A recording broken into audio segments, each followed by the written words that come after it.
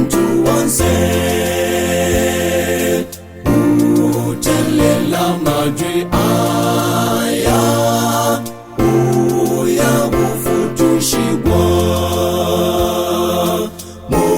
mulindilia impeta oiliyagonse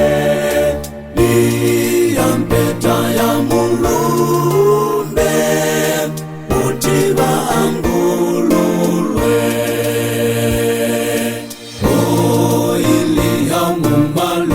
oiliyamumalundu amumabanda onse wihigamba ugamazwi lwimbo lwakufutuga mulindilia impeta oiliyagonse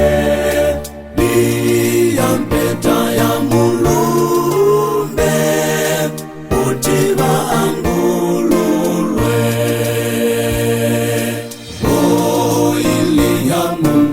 oiliyamumazila akusimpila nyiga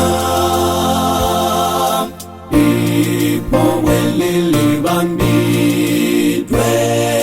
tata ulatulinda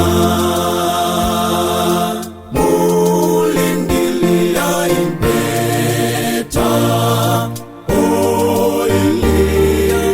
oiliyagonse